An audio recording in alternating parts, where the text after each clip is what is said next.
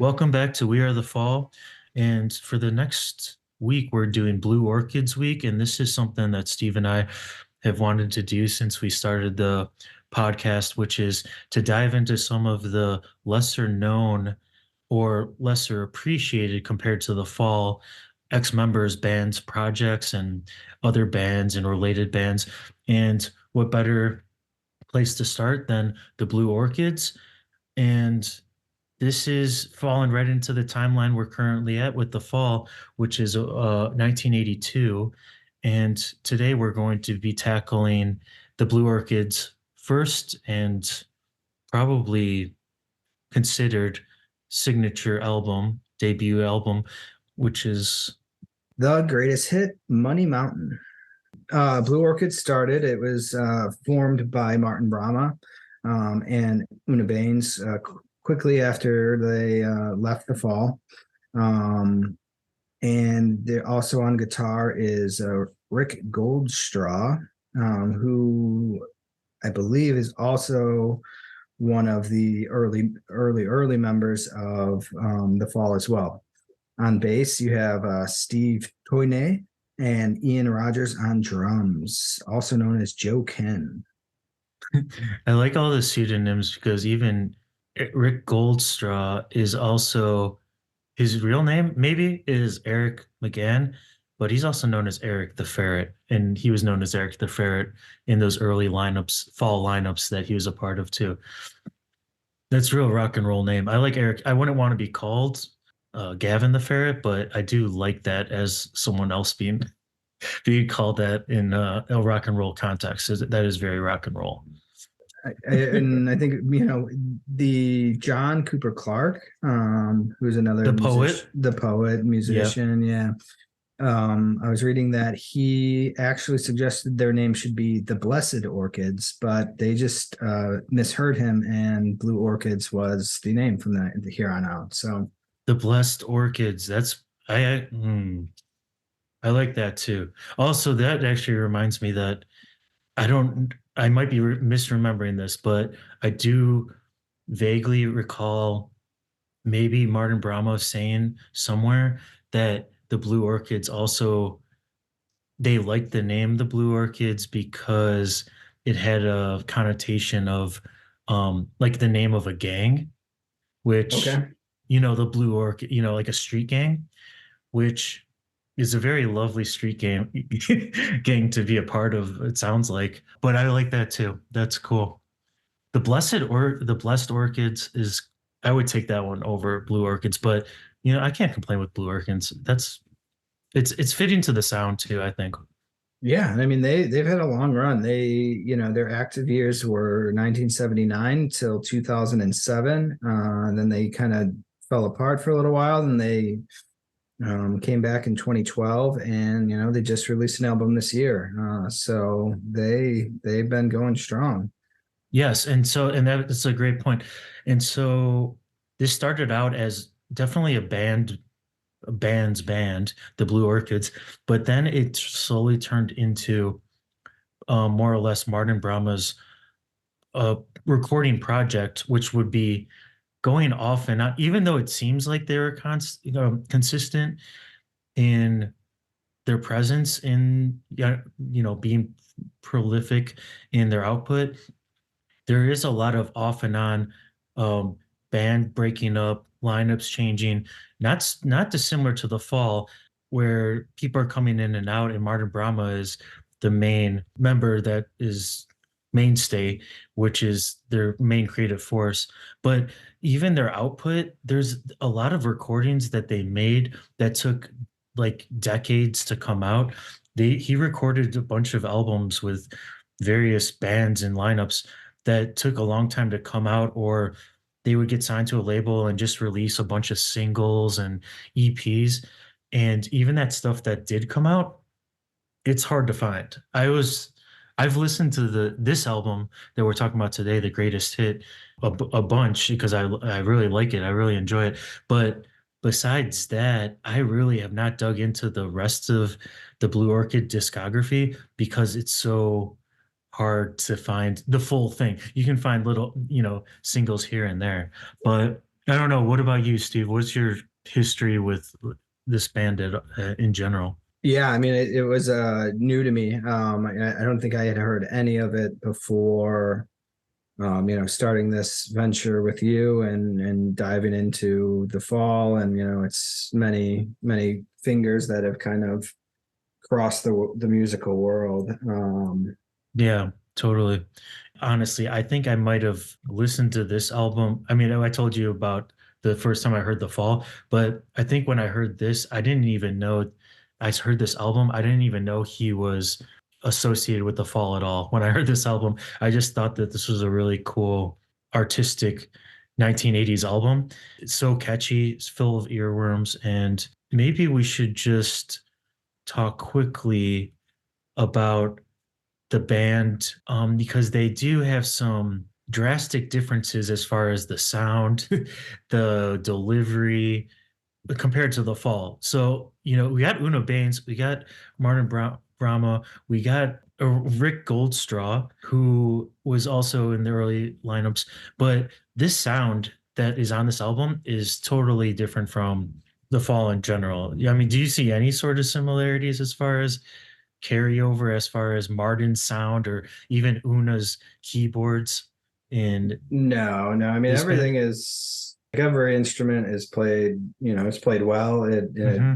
It's you can hear each piece, and it is kind of well thought out, and everybody is it's all in one piece. Yeah, yeah, definitely. And we'll get into the lyrics too, because they're not Marky Smith style lyrics at all, but they're very existential lyrics, which are very interesting in their own right, for sure. We got this band, and it should also be noted that, like you said, Steve, they got going with this idea of starting a new band after Martin and Una left the fall. This album came out in 1982, which is, a handful of years after they left the fall. So they had time to progress in different ways musically. And you definitely hear it on this album. Both of their playing in their instruments, but also the songwriting and the songwriting complexity. And you also hear their influences a lot. So they get categorized as post punk a lot of the time, which, take that for what it is. It doesn't really mean categorizing stuff. It's just easier to talk about, but I don't really feel like that's a apt No, place to put them. I don't think so. Yeah, No, it's very, very loose punk, if anything. Yeah, it's so much more it's complex, right? I mean, the yeah. I mean, it songs, even has like a lot of like ethereal kind of sure. sounds, and it's not one thing, but it's certainly No. punk wouldn't be if you put it on, it would not be what you're like. I'm gonna play a punk song for you. Yeah, it goes, you're right. It goes like dreamy. It has some dreamy textures.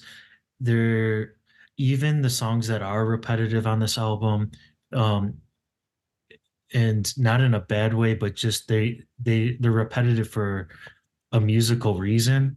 Even those songs are very intriguing. It's sort of almost hypnotic in their own way. And this is not something. And so, just to give you a preview, we're going to do this album for this today in this episode, but then we're also going to follow it up with our Blue Orchids week by doing their very most recent release, 2023 Magpie Heights album.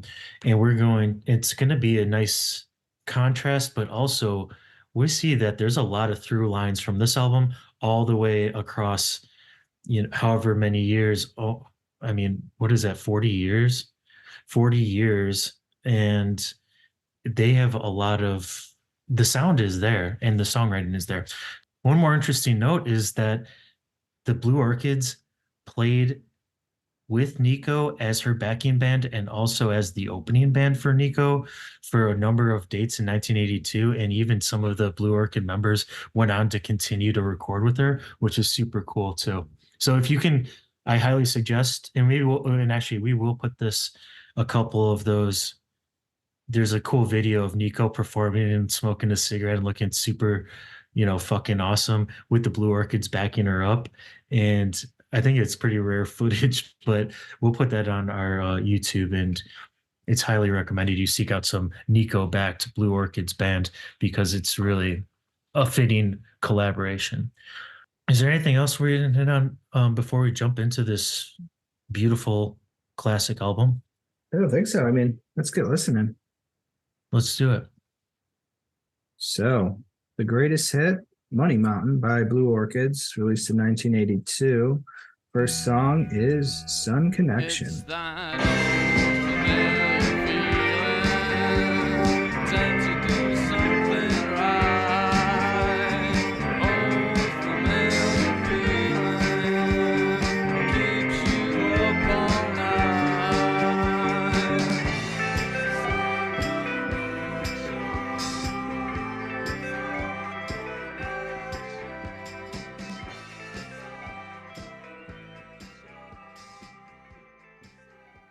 I just think it's so ironic that the fall in 1982, the same time this album comes out, this Blue Orchids album comes out, the fall comes out with Hex Induction Hour and a bunch of also a handful of full live LP albums, and they're like blowing up.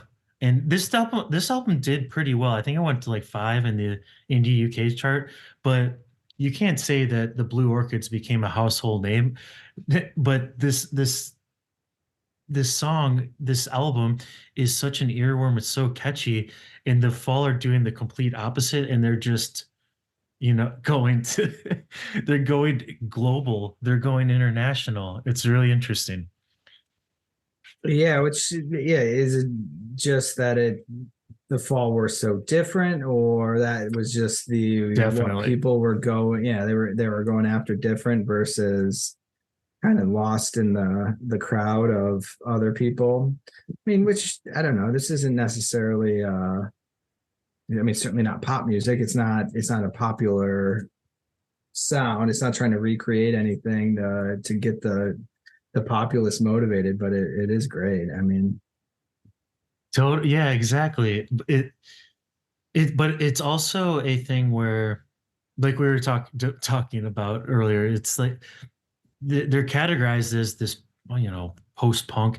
This is such a television song, so Tom Verlaine television song, and the Blue Orchids in general, Martin Bramah in general, he really wears his musical inspiration on his sleeve about where he's getting stuff from, but then he takes it to another place, which makes it his own thing. So it's totally cool. It's totally fun and unique, but it sounds just like television, which made this song, about the same time when they formed the Blue Orchid. So who knows? They could have been listening to the same things and getting the same influences, but the juxtaposition between the Fall and then something like this, which we're comparing it because this is the Fall show, but otherwise it's two totally different things. And it's so cool that this group of people was in a band that made a total other type of sound. yeah, you'll have to wait till track number 4 to find out why he left the fall. So Yeah, that's true. That's true. yeah, I mean, the Chicago Reader said that this is one of British post-punk's greatest moments when this album came out. I mean, that's Greatest moments, greatest British moments. post-punk's greatest moments. I mean, it's like we said, it's hard to exactly say post-punk, but No, it's got acoustic guitars. Like I haven't heard that many post-punk albums that are, if you're considering anything that's post the punk I mean, it's got like era, then yes, it is. sure, exactly. When post-punk was happening and it was also music made then, sure, yeah. I Yeah. mean, this has got like shimmer on it. There's no shimmer in post-punk. Like you don't get Yeah, a yeah. shimmery sound, It's and angular. You got that angle. It's got that shine. It does have a little like a metallic, changing of the guitars, but there's some line in this one in this lead off track, Sun Connection, where he's talking about he like wants to buy a hit, he He's like wants to if buy I he wants to buy a soul, the greatest hit. How much he are you wants gonna to pay? buy a soul, the greatest hit. Yeah. I'm gonna go out and buy a soul, Yeah. the greatest hit. The greatest hit. I also take that when I hear that as it seems like he's coming from the perspective this character in the song like almost has it all, and then he's like, if I had it all, know what I would do? I would buy a hit. I would buy a hit. Like it's the one extra thing that I would just do for fun. I already got the everything else. Yeah, Uh, or maybe you had to get rid of your soul to write the head. So now yeah, he needs to exactly. buy a new one. It's like Exactly. I need something. Yeah, because I'm gonna give it up. Yeah, I like that as well. Yeah, and solid track to start off with. Should we jump into something more magical? Well, it's pretty dumb, but I guess we'll do the dumb magician. That was smooth and soothing. So let's go into something a little different. Dumb magician. We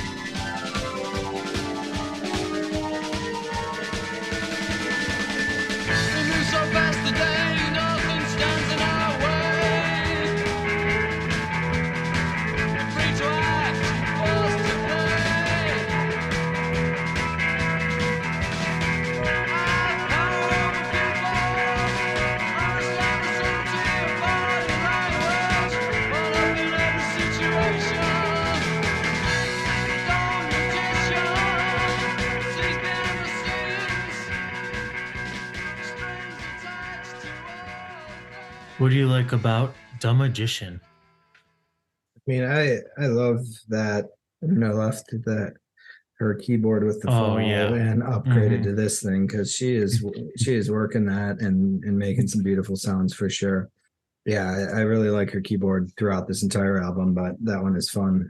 Really, lifts you up, and then the rest of the music throughout it just blasts you through it. It feels, that's like a, kind of like a neo psych song, like really just kind of carrying you to outer space. I wonder what trick he got him on. I mean, obviously Martin got fooled by a magician and is just walking around. No, guys, that's just, he's so dumb. He didn't get me. I knew exactly where he got the quarter from. It wasn't even behind my ear. How did he?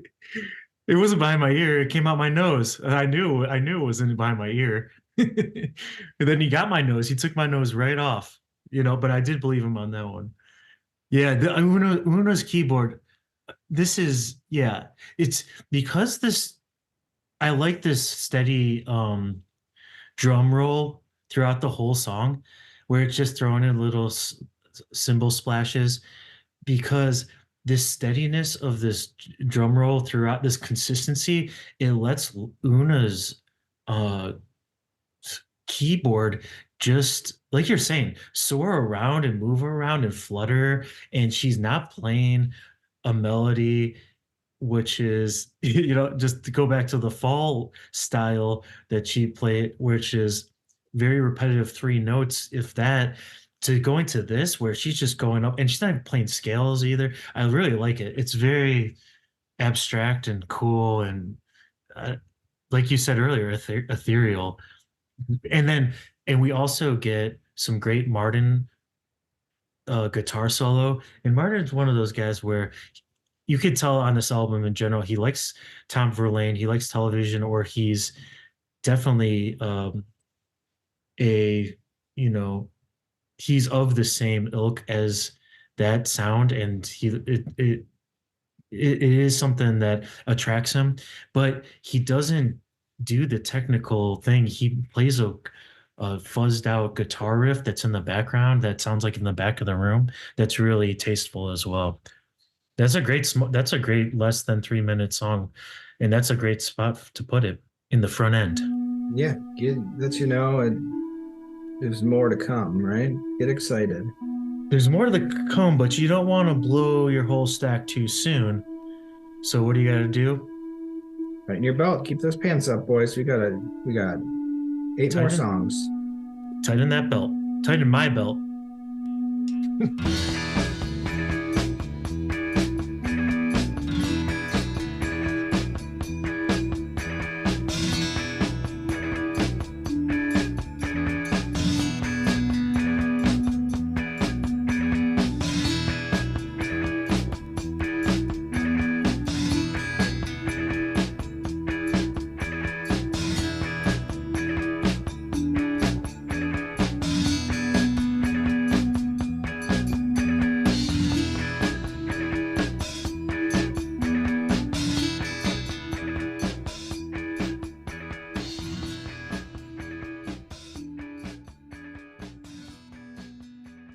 Yeah, she upgraded the keyboard for sure.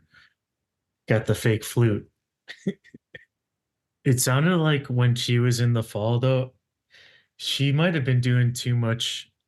Did we talk about this before? But she might have been doing too much acid, Oh, okay. LSD, because she had some sort. It might have been a combination of things. She had a mental breakdown where she's like, and I don't think it was because of the. It didn't sound like it was because of being in the fall, but that was probably not helping. Yeah, she had some sort of breakdown where she's like, I couldn't do anything. And she said, I think she played some show with another band or something like that. And she stood on stage and she didn't know how to play anything. She was like frozen. And so she didn't play anything. She just stood there. And then after the show, all these people came up to her and they said, that was the greatest performance I've ever seen. They said, I've never seen anything like that. Was she actually playing? She just didn't No, know. she said she didn't play the whole time. She did not play at all. And these people were like, I could not believe what a great performance that was. But I'm glad she got she got through that, and she went on to make some great music, which we will hopefully get into some of those other albums and bands that she was in, because some of that stuff is so fun. I mean, a lot of it is so fun. This is a great interlude. This is a great little track. And the Blue Orchids have a lot of these where they have an instrumental, or not even an instrumental, but a track that just has maybe like two lines of lyrics that are just repeated over and over again, but it's kind of a hypnotic groove, or maybe like a guitar line that is a circular guitar line that's hypnotic. I never get tired of hearing these. My only nitpicking suggestion would be, put this in the middle. This Right. doesn't need the highest fidelity if you're playing a record. You put this towards the middle of the circle, towards the spindle. Let it kind of get deteriorated audio quality as it gets down there, those tighter grooves. Save some of the higher fidelity for the next song. Tighten my belt. Nice little adventure of sound, they're just showing you what their instruments can do. This is a well-recorded album, wouldn't you say?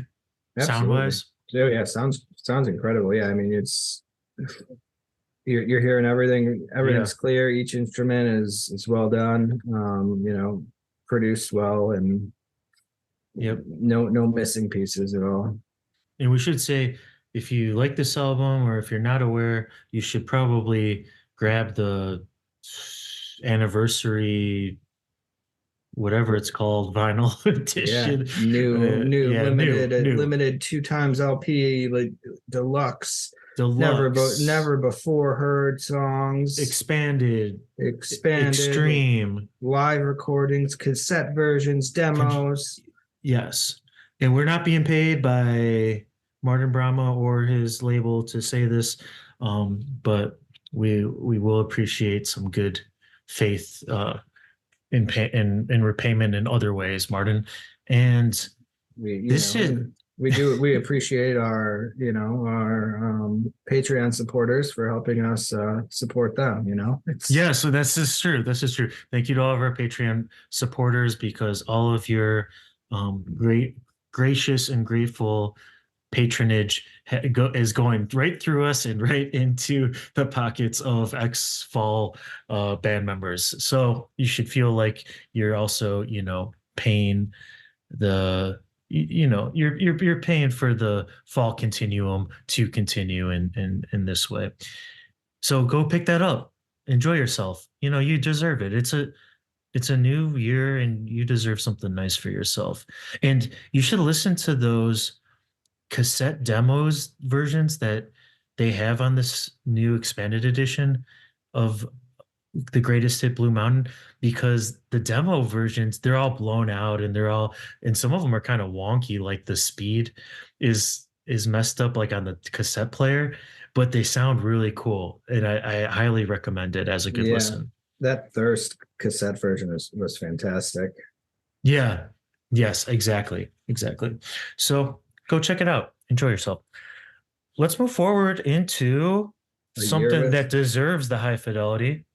Yeah, A Year with No Head.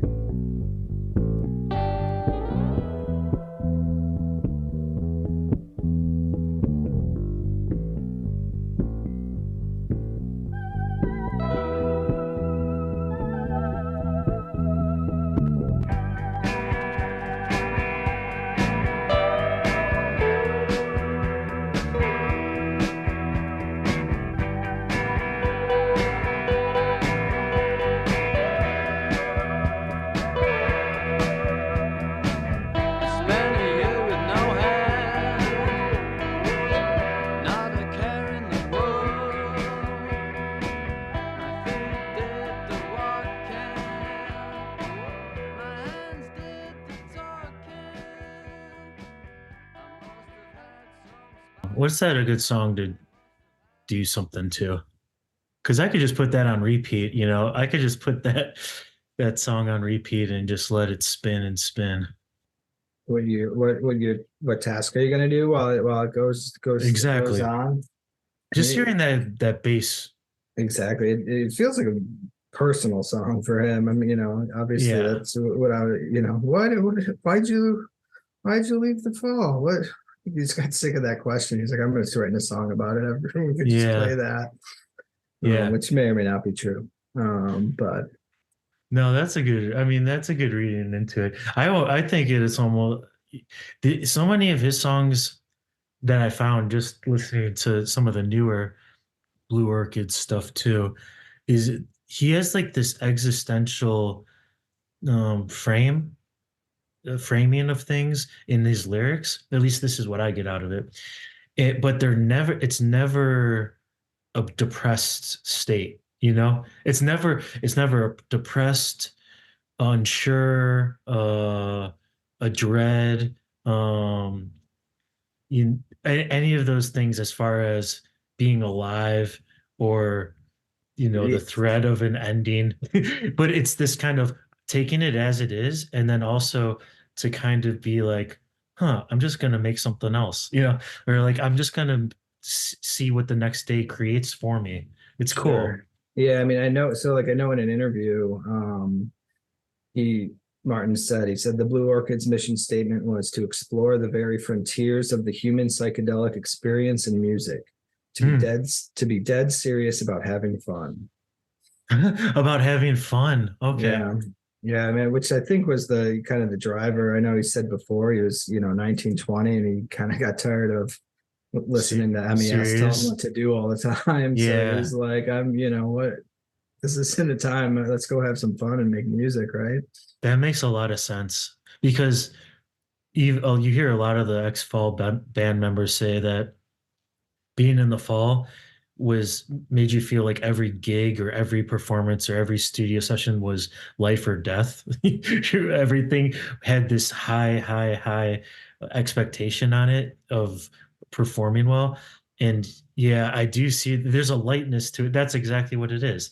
There's like it's a very serious, thoughtful person writing these lyrics, but there's a lightness to it that is it's not actually that serious if you don't want it to be. No, yeah. Hey, like you could be a dedicated musician and still actually Yeah, enjoy the process, enjoy what you're doing, and enjoy yeah, making it. Like that's why we yeah. all started in the first place, right? Like, Right. In a year, when he says, "I spend a year with no head and I feel fine," the ignorance is bliss, right? The ignorance of not knowing or not caring about maybe what his other previous band has as far as stardom or whatever. It doesn't really matter because I'm writing this song. I'm writing another song in my flat or whatever, and it's gonna be it's going to be brought to the band, or we're going to make it turn into something else. We're going to make it blossom into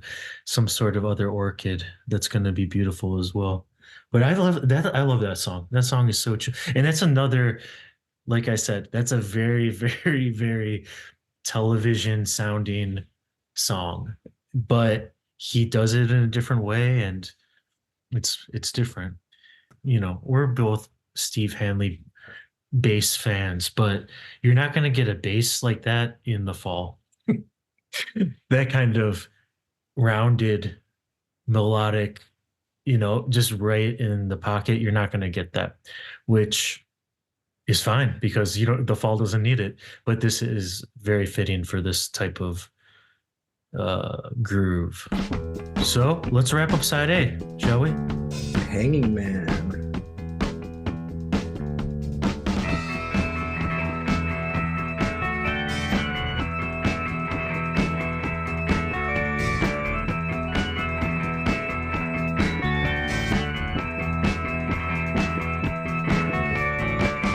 Everybody looks to me.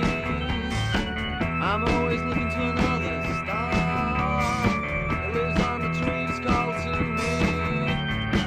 Mathematics and music ring in my head.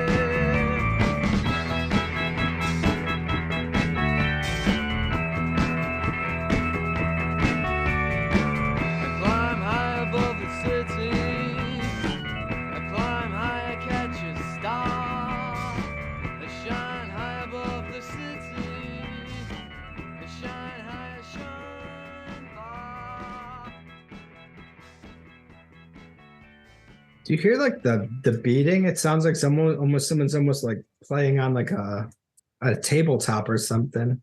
Yeah, you know what that is? I think that's the kick drum, but it's blown out.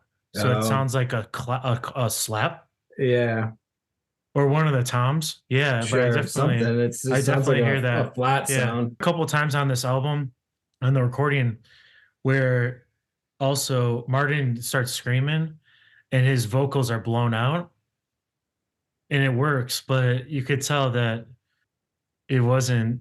Yeah, what is the clapping sound? Yeah, it sounds like a drum head that's like just super flat. Yeah, exactly. Or like you said, maybe it is the Huh. kick drum and it's got stuffed too many pillows in it to keep the sound down. It does sound like a flat tire just rolling on itself, doesn't it? Yeah. Yeah. Or is just someone playing along like on a suitcase next to the drum, just like playing it by hand.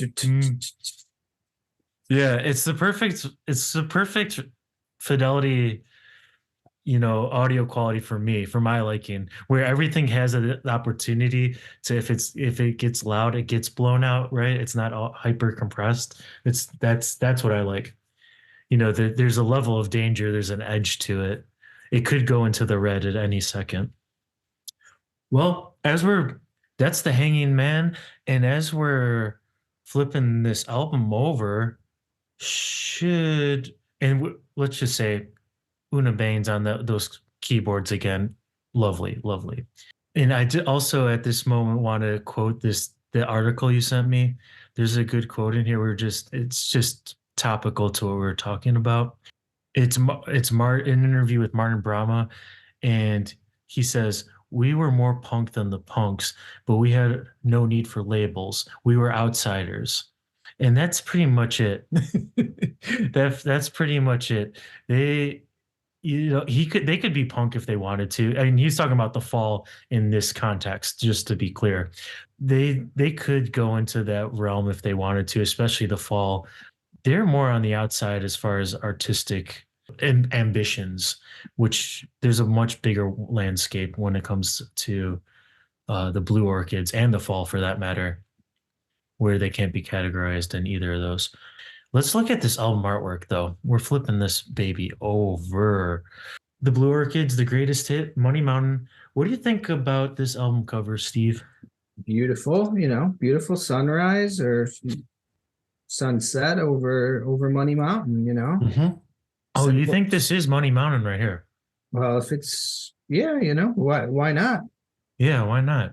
I don't see much of a mountain, but maybe maybe they weren't sure how the album was going to do. Was it going to be a Money Mountain or not? And if we're talking about the central and eastern part of, the central England, this is a mountain. This is a mountain, definitely. This is definitely a mountain. I always wondered on this cover too. Do you see that there's a little flicker of light in this upper or middle, I say middle right corner of the album? Now, what do you think that is? Is that I can never tell if that's like a little bonfire or if it's a Just a hole in window the of a tree. house. Yeah. Yeah, a hole in the tree. Yeah. Big old Yeah. bonfires would be cool. I like to think of it as something man-made, just to put a figure out there because it's dark on this bottom part where it is the Money Mountain extending upwards into the sky. And I like that there's this little flicker of light that's patched through that is, a bonfire or maybe just like a little window or something. Um, the text, you know, it was it's clear. It's clear. They got what It's very clear. they knew what they wanted. Just a nice photo. Mm-hmm. The Greatest Hit is a great album title. That's cool. I like that. It's kind of that goes along with the music, which is a light take on something serious where everyone's, going for the greatest hit and they call their album the greatest hit. I like Exactly. Debut album. This is that. it. Debut Boys. album, right? Debut album, the Right. greatest hit. We did it. Mm-hmm. I mean, he's selling his soul for the greatest hit, or he's got everything in the world. He wants the greatest hit still. And then the back is kind of a abstract ink drawing of some figures. Yeah, it reminds me of like some like Roman or Greek like Yeah. style Yeah, it people. does. It's kind of like a cave painting too. Sure, yeah, that's why I say like Roman or Greek. It reminds me of like a vase, right? Like Mm-hmm. it could have been Mm-hmm. on a. Oh, the colors for sure. You're absolutely right. Like a fired vase. Yeah, for sure. Cool. Awesome. Oh, nice. Flip that over and we'll go with a beautiful song, but Side B. Okay. Side side B. B, song number 6, Bad Education.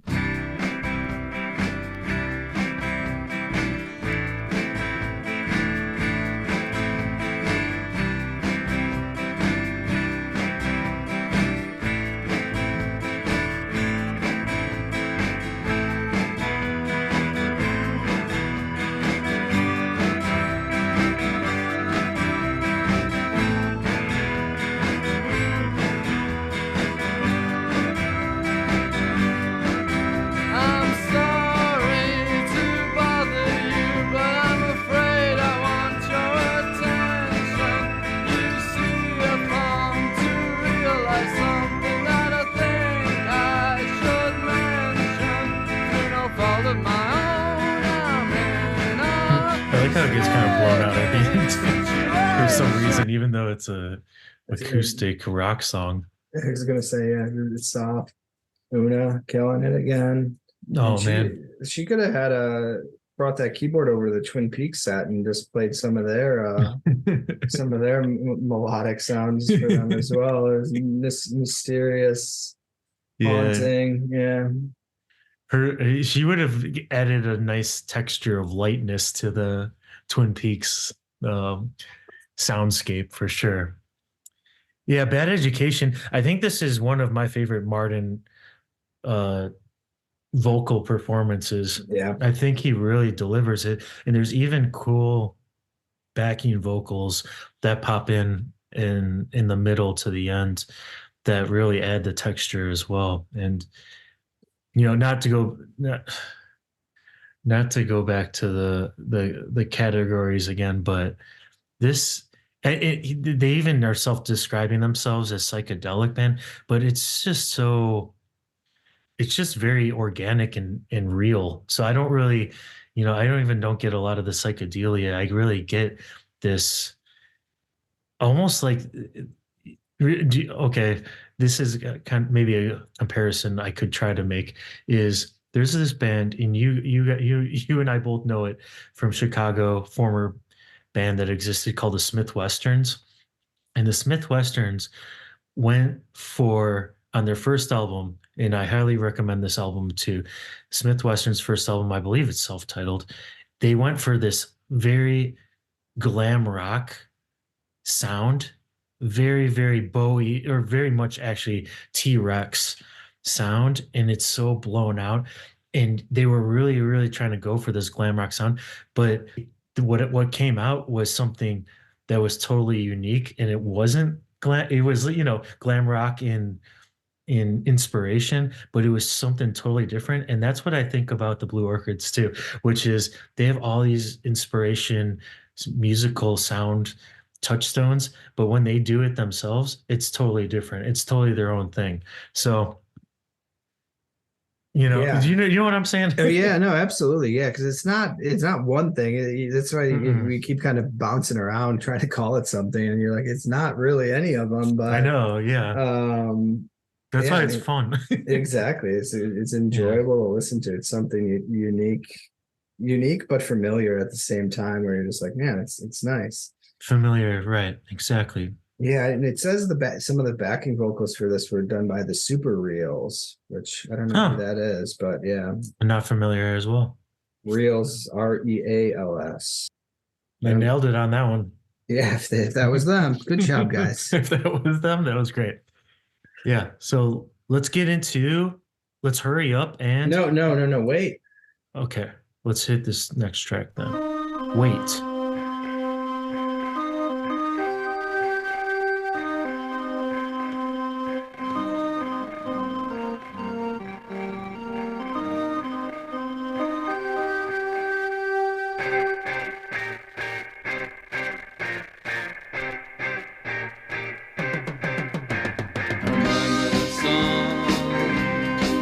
Making rainbows in the rain.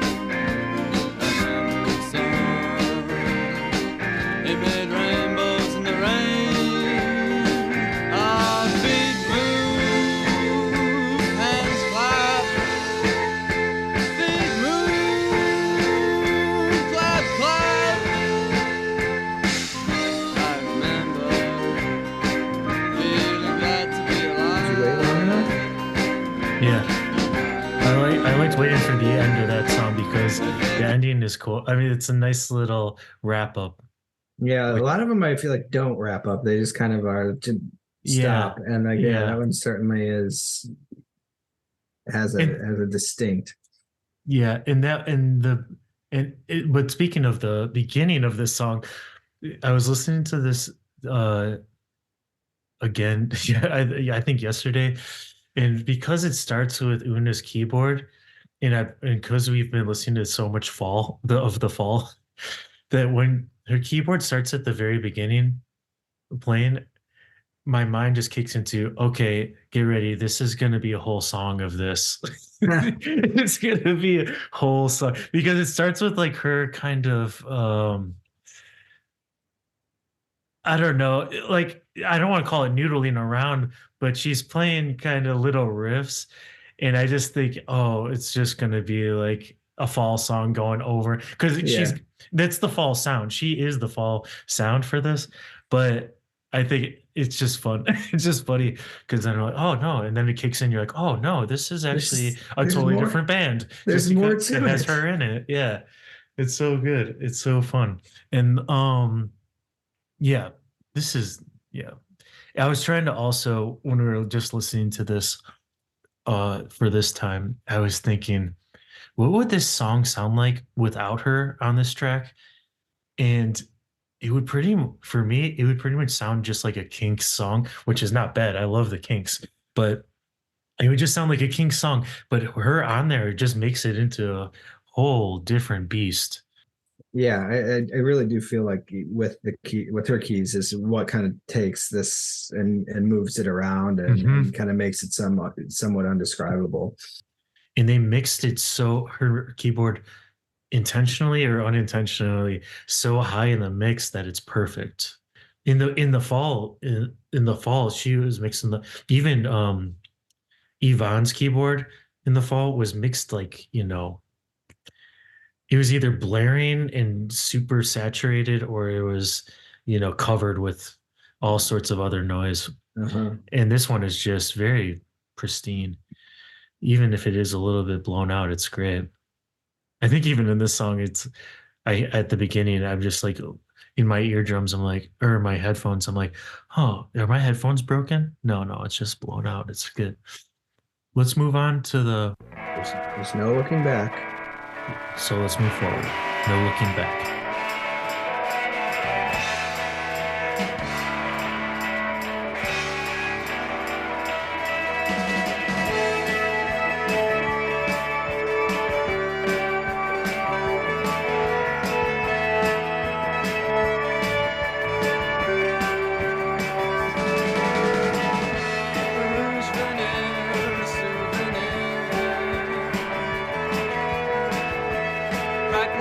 smiles and you listen. Fading confidence, indulging weakness. See, for me, this one is like one I think that is going to be my least favorite track every time I listen to it, because the verse is, it's not bad, but it's not the most interesting. But then the chorus goes on and on forever, and it's so good because every time it's adding you have to like really be listening to how many kind of extra parts are on this chorus, because it goes further and further and further, that it's really, it's just like the craftsmanship I can just have to appreciate. And the guitar solo section is also very cool. But for some reason also this track, No Looking Back, is recorded the worst. Like, it's recorded differently, where it's exceptionally, we're talking about being blown out, but this is exceptionally, for some reason, compressed or blown out, and it's different. It stands out in that way. Yeah, you could get lost in that one. It's kind of there, but Yeah. it's not bad, but It's a winding road. Yeah, it is a winding road. But every time I'm ready to write it off, I'm just like, dang, it gets me again. There's not a song on this album that's not just that can't get stuck in your head. And in a different way than fall albums. The fall albums, the repetitiveness just drills into your skull. It's stuck there. This one is the one where I was gonna say, I've been walking around work, just like, repeating certain lines, like, and you're like, oh, I was even like, where's this from? I'm like, oh yeah, it's of course Blue Orchids. Yeah, and I'm even like thinking about like some riffs will get stuck in your head lyrically or instrumental, and they'll get stuck in your head, and then you're just like, because it's the Blue Orchids, you're just like, oh, what band is that? Exactly. What band is? It's unfortunate. It's unfortunate because they're so good, but you're just like, what was? Yeah, no one's gonna know what you're singing. No one can sing along with you. No, the 90% of people in general that you're going to be around are going to be like, no, never heard it. It does kind of sound like something though. Yeah, and you're like, yeah, go ahead and try to listen to it. And you're like, no, you can't. No, you can't find it anywhere easily. Oh yeah, can I listen to it? It sounds like a song I would like. Yeah. Good luck. You could find track 1, 7, 4, then 3 for some reason is there, but not in order. I say that we say this in the most loving way possible, because I think it's like it is the way to go, especially if you're in this boutique. You're a boutique band because you're so good, and you're so, your fan base is a rabid fan base. It might as well be, it is the fall fan base as well. But don't just give it to them. Have people appreciate it like we are. And you have to come into ownership of it so that you can really just love it the way it deserves to be loved. So Martin, you're doing it the right way. Well, don't give away your dignity for 0.0001 cent per play. No, do not do that. That's what we're here for. Come on, guys. We only needed 30,000 more listeners before they actually start giving us that 18th of a cent. Yeah, come on, guys. We need that. Yeah, once we get that 30,000 listeners in the bank, then we're ready to purchase the newest Blue Orchids album, which we'll be bringing to you guys pro bono. So let's get into the penultimate track here, and this one is very much self-describing characteristic of this band and Martin. Low profile.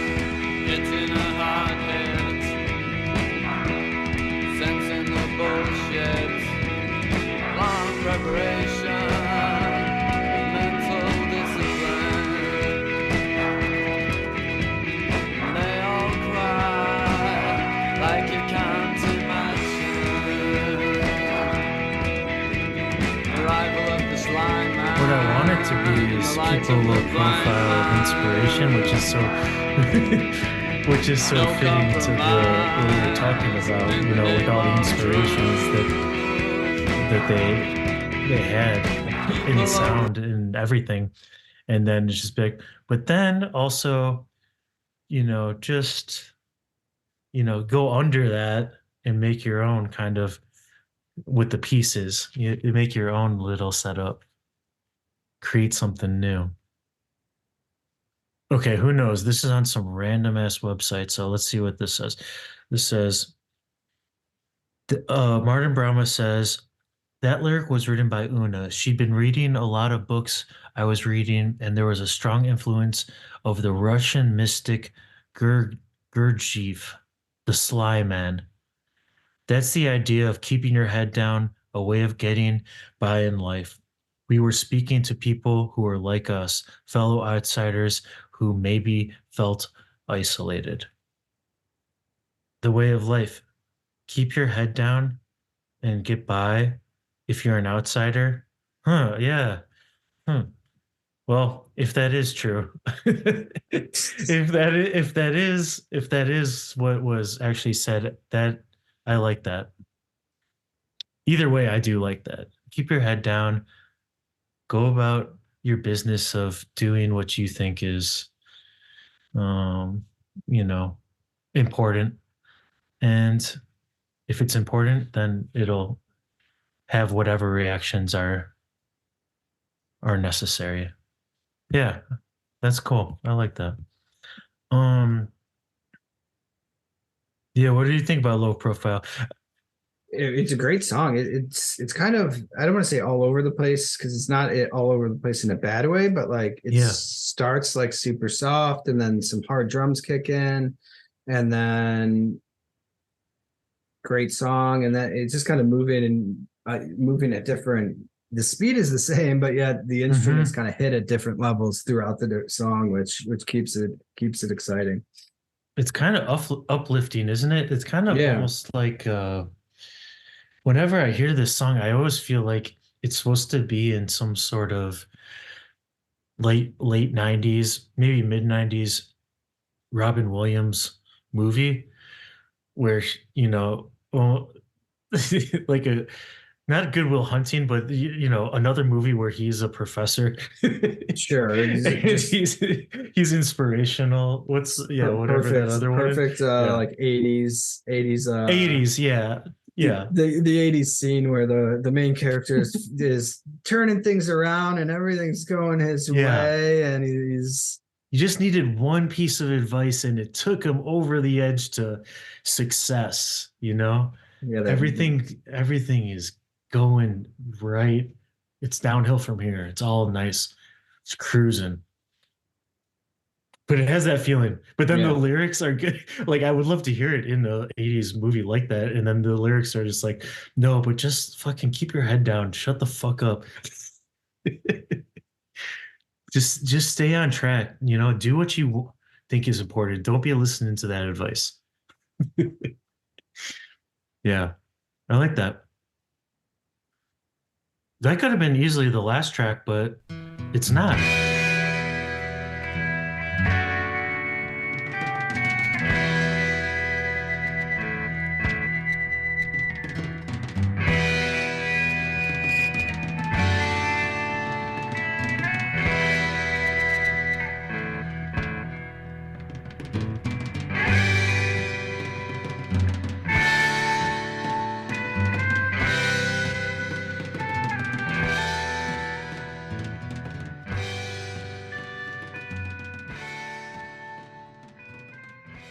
going out like the Moody Blues.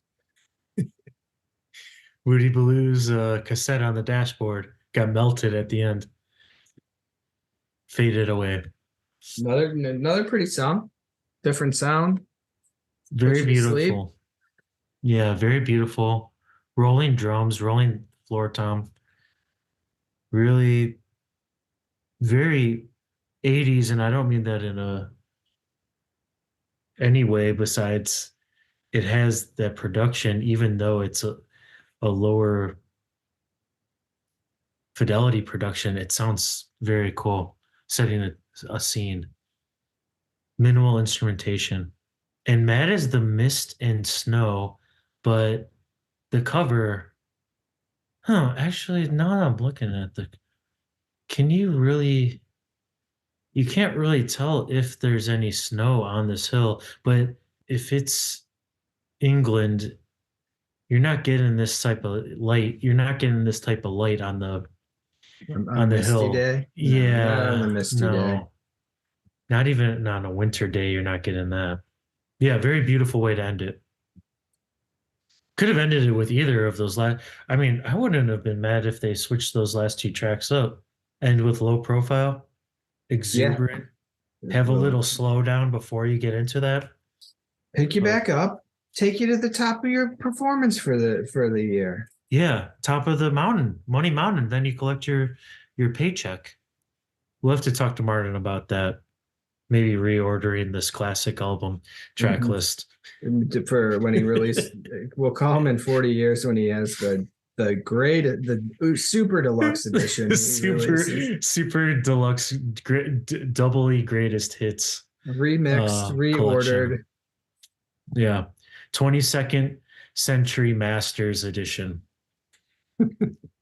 Yeah, well, we'll have to have a little chat with old Martin. Come on, Martin. I know he'll appreciate it. He'll appreciate it. Come on out and have a chat with us.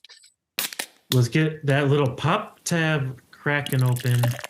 Is the sign that we got to lay down some sort of value to this album that we both agree it's a nice change of pace from the fall, but it's something totally unique to itself. So, do you want me to let me go first this time? And let's just say this is easy for me. I feel like all of the Blue Orchids albums, I'm slowly diving into the ones that are hard to find. And I feel like all Blue Orchids albums are growers in the sense that the more you listen to, just like the fall, but in a totally different way, because these are so much more accessible. These ones, you immediately say, oh, yeah, that's a good song. That's a good song. But after you listen to it a couple times, a handful of times, you realize, wow, the craftsmanship of these songs is really good. And I really appreciate the little nuance of the lyrics to the soundscape. So I like everything about this album. And because it's a grower, I want to leave a little space for growth. So I'm giving it 9 pints. 9 pints. I'm right there with you. What do you feel? The fact that it's just beautiful music, it's coming from the 80s, but yet, I don't know, feels new, it feels unique, it feels special. I'm happy to have found it. And like you said, the more you come back to it, the more enjoyable it is. We'll go 7 pints and a shot. 7 pints and a shot. That sounds fair. That's always. I think you're doing the same thing. You already have the room for, exactly. The further appreciation. You don't want to max it out because then you're like, oh, it's a pure classic. I don't need to think about it anymore. You do want to think about this one. You do want to consider this one. Yeah, I'll sip taking sips out of the shot while the Mad as the Mist and Snow snuggles you warmly, tucks you into bed. No, that sounds good. That sounds really good. And even though this is only a 36-minute album, it feels much longer in a good way. It feels like a full, comprehensive, artistic expression. So, and that's my favorite kind, where you feel like, wow, that was, even though it was succinct, it was, everything that I could have hoped for. Yeah, definitely. I mean, I think like listening to it now and, kind of diving deeper versus, listening to it in the last couple of weeks where you're trying to play it fast and get through all the songs, really experience it. It is nice to take it, like you said, it feels longer than the 36 minutes it takes to get through it if you're focused. Yeah. And that was our first episode for Blue Orchids Week. that we're doing, and it's been a pleasure to jump into the Blue Orchids world and the first Blue Orchids album as the start of our Blue Orchids week. So if you enjoyed the greatest hit, join us for the next episode, which is we're going to jump all the way to present day pretty much and explore the brand new recently released album from the Blue Orchids, Magpie Heights, which you're in for a little treat if you like this one too. Until next time, we are the fall. We are the best.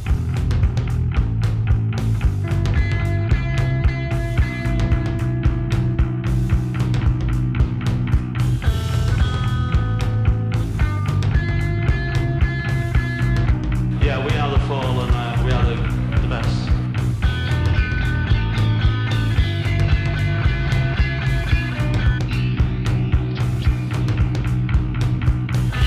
Yeah, we are the fall and we are the best.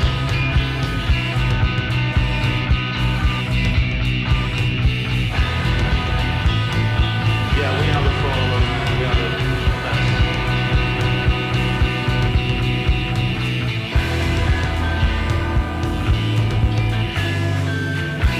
Yeah, we are the fall and we are the best. And later, mate. See you later, mates.